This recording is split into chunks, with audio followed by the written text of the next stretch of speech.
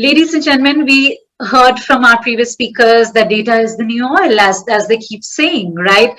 So in this particular session, we'll be talking about how do we really utilize those customer insights to uplift brand and increase customer loyalty at the same time. It's time to lend our ears to our next speaker, Rohit Shawarikar, the lead devices and services customer experience from Google APAC is going to join us. Rohit, warmly welcoming you and handing it over to you.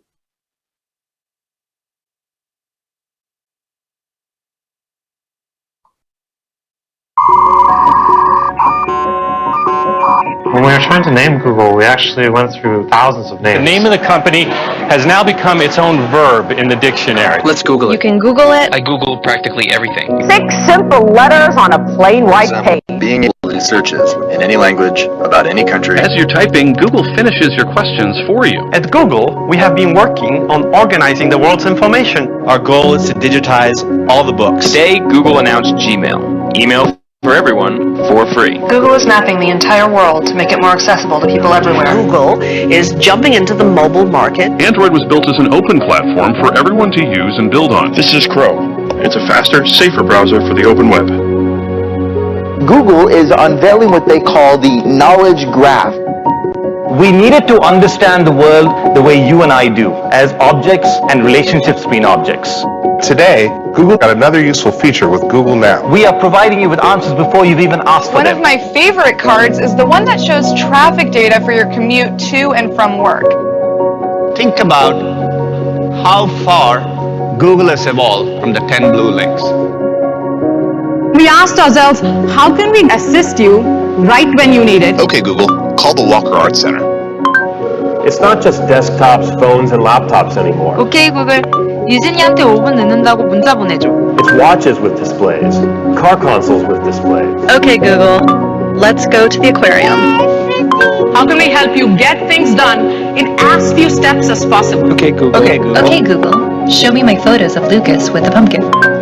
But we have to remember, we have a long way to go. This is just the tip of the iceberg.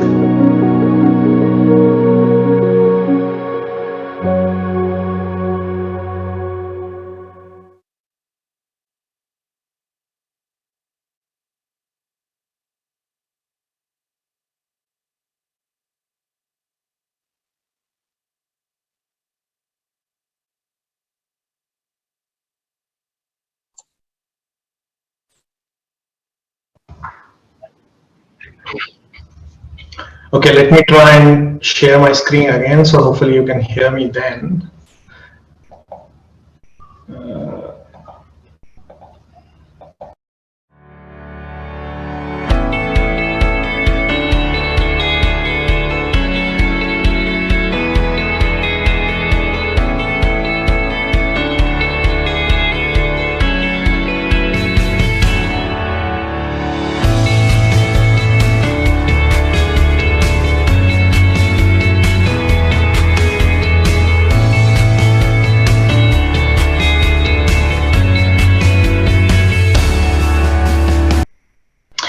Okay, thank you very much, Shikha, for the introduction, and it's a pleasure for me to be here, and I'm thrilled to be speaking with you all over here today.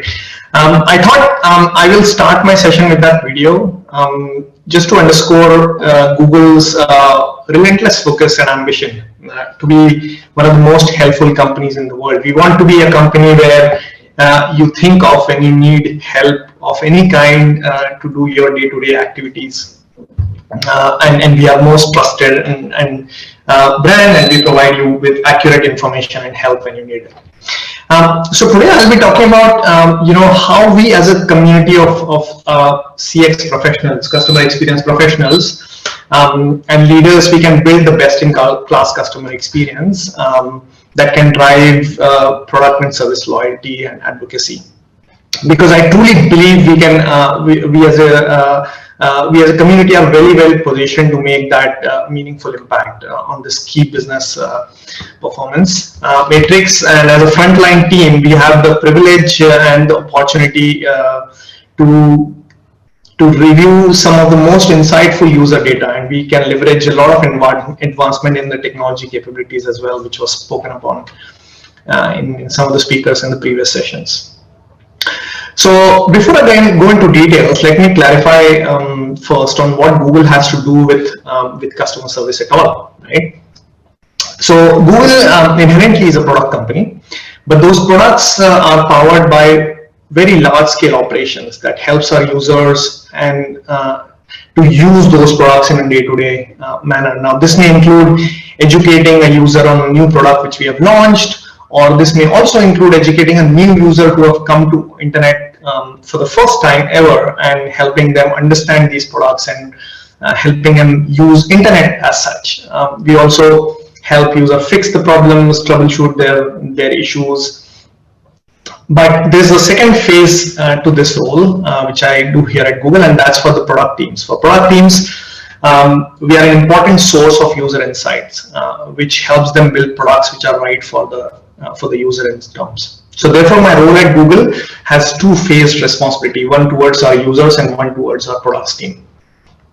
So I will be speaking based on all of those experiences which I've seen and learned here, and mainly I come from a perspective of business to consumers, B2C, and tech-oriented products. But I think some of the principles which I speak about, which I will be speaking about, largely applies for non-tech products and B2B customers as well, hopefully. Right.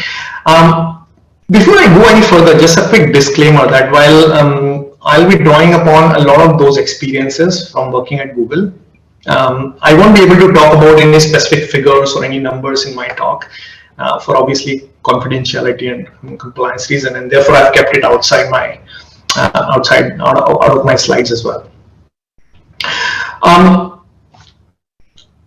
Cool. So my next slide is about illustrating the number of touch points, that customer experiences with brands, and these touch points are increasing many fold from what they were earlier. Customers are constantly interacting with brands in so many different ways, be it offline, be it online, in groups, while alone, sitting at your home, sitting at a desk, running, walking, and all different kind of mode. And therefore, as an example, I looked at my own behavior last Saturday.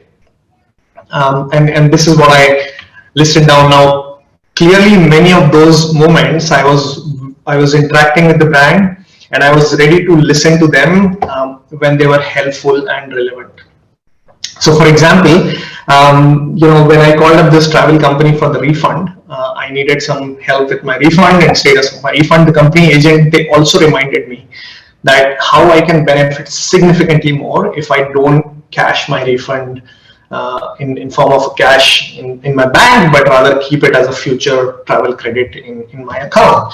And while it was pretty helpful for me, actually. I nudged myself to think about rebooking my travel plans, which actually got cancelled, not because of anything to do with that company, but because we had some lockdowns in Singapore, where I'm based here. So there are a lot of these micro moments which are opportunities for customer experience teams to create an impact and create an influence over the customers. If you think of, or if you reflect on your own day in a similar manner, you'll find that a lot of your perception about a brand or a product or a service is sum of all the interactions which any of us does, and it encompasses everything from the way we learn about the product, the way we purchase the product, the way we use it, and everything end to end. Largely, I think customers are moved by their head and by their heart, right? So rationally, they care about services, products, and product features, the prices, but they also build a strong emotional brand based on the type of conversations which they are having, based on the kind of purpose and social affinity which they can find with the brand. And it's the sum total of all of these positive experiences along these dimensions that leads to some greater satisfaction. Satisfied customers, we all know, are less likely to leave, and they are less costly to acquire as well as compared to acquiring new customers. These loyal customers then in turn are purchasing more, they are purchasing probably more frequently, they are ready to purchase more premium. So there are all sort of benefits of keeping our customers loyal. And we also know that the advocates of our brand. So not all loyal customers are advocates for various reasons. Not all advocates are also loyal for various reasons. But what we know is that advocacy helps a lot, because recommendations to friend and family is critical, as we know. The word of mouth is one of the most important factors in influencing purchase decisions, right? So to build those superior experiences which can influence these two factors in a positive way, we need to build superior experiences and required capabilities to deliver those experiences. And in order to do that, we need to really understand in depth what matters to our customers. And once we understand that, we need to deliver those experiences consistently across multiple touch points, multiple channels. And it's then we are able to create those relationships which can then lead to increase in satisfaction and loyalty, right? So we all know this very well, that there are tons of insights available for us, which we can tap on. And therefore the question is, how can we distill those insights into specific and actionable data points, and then in turn use them to drive that loyalty and advocacy. In short, what can we do with them, right? What are the specific ones, and what can we do with them? And most importantly, how can we validate which of our actions from the customer experiences or interactions which we deliver can create the impact, so that we can build a strategy for long term and act on it, right? So let me quickly share 4 steps or 4 approaches which I think are vital to achieve those objectives. Now, by no means they are very comprehensive, but I think they are really important. You might have to do a few other things, but these are some of the critical important steps which I think are required for success. The first one is to think from a journey standpoint. There are so many data points, as we said, about our customers which are available, and it might be helpful to start by identifying those critical user journeys and organizing the data set along those journey lines, and improving that data set as much as possible. For each step of the journey, we need to understand what are the potential drivers of satisfaction and what are the potential drivers of dissatisfaction. For example, while assessing a particular product journey in our hardware business, we discovered that the users who exert high level of effort to get their job done. Now that might be in form of multiple repeated calls, or that might be in form of repeated need to repeat the same information again to different agents, or when they switch channels. Or that can also be a complicated onboarding process. Whenever the customers have to exert more effort, they are 3 to 4 times more likely to churn. It directly impacts their loyalty. And similarly, just by organizing our insights and data around these journey, our team was able to identify 6 or 7 proactive opportunities that can help our users, that can help us prevent the product failures for our users and offer some of the value-added interaction along the customer journey. So organizing those data and insights along the customer journey can itself be a powerful step. And by the way, these days technology is evolving a lot, and there's a lot of options available to do predictive analysis and go collect insights beyond just surveys and direct data collection. So in order to turn these voice of users or insights into value, we have to measure its impact on experiences, and we have to measure what sort of value creation opportunity exists. And therefore, the next step is about using that data and building hypothesis, or using that data for hypothesis generation. We need to really assess if there are any correlations between those insights and their implications on loyalty and advocacy measurements.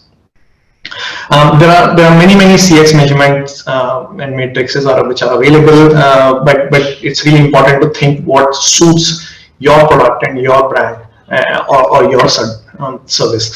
I must add here that in my experience,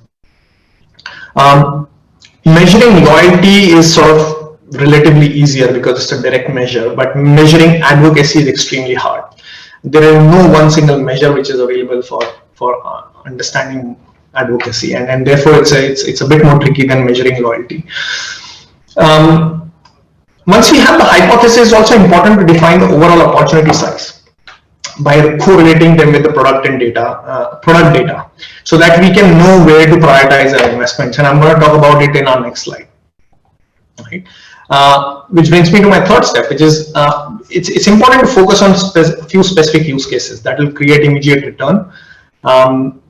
And focus on them. Not all initiatives are created equal. Not all initiatives can be driven by customer service or by teams. There are some initiatives which needs to be either deprioritized or done by somebody else. For example, if no current users are likely to call your contact center, during consideration or purchase stage, then I suspect opportunity to influence loyalty may not be available as such, and therefore it might be helpful to prioritize such investments, loyalty investments, via marketing department, for example. In Google, we are a big fan of conducting pilots to validate our hypothesis and prioritize our investments. So prioritizing initiatives is the third important step, and the last one, which was spoken upon in one of the previous session also, because we are talking a lot about data and insights and correlating them, etc., is this: we can't continue to think about helping people if we don't have their trust, and therefore, our ability to deliver that trust via accessing high quality info, protecting individual privacy and keeping that data safe is extremely important. In Google, these are our first principles and very important guide rails. There are so many instances where I get refused to access to the data for exactly these reasons. So hopefully this brings me to the end of my presentation. Hopefully this gives you some context around implications of customer experience on loyalty and advocacy, as well as some of the ideas on how insights can be turned into actions. I just have one last video. This is from Dan Heath, which beautifully explains the power of creating delightful moments. It's about 1 minute video, so maybe I'll play it. I'll have to stop and reshare my screen again so that you all can hear it. So let me do that really quickly.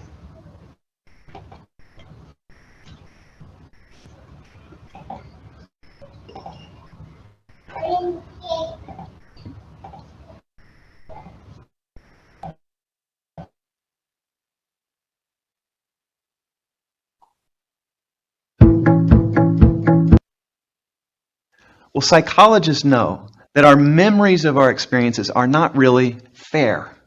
We don't just take an average of our moment-by-moment sensations when we reflect on our experiences. Rather, we remember snippets, scenes, moments.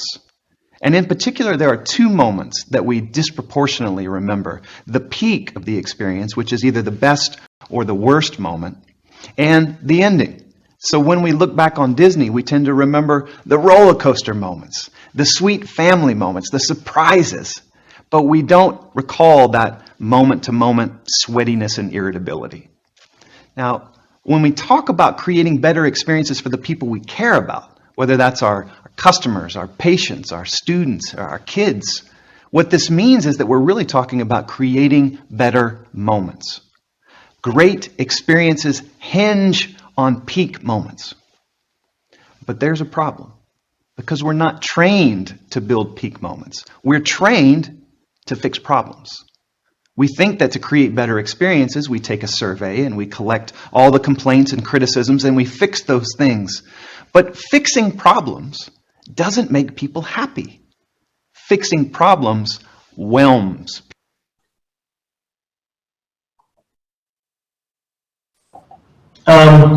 That's it. That's what I wanted to share with all of you, and thank you very much for having me here. Rohit, thank you very much for making us understand that, be it leveraging the data-driven insights or creating that agile content, organizations need to have that consistent, seamless approach aligned to their business objectives, of course. So thank you very much. And on that note, ladies and gentlemen, a panel discussion that encompasses some of the finest minds is coming up. So you can't be missing on this. Be right back on the plenary track right out here. Allow me to get connected to the panelists.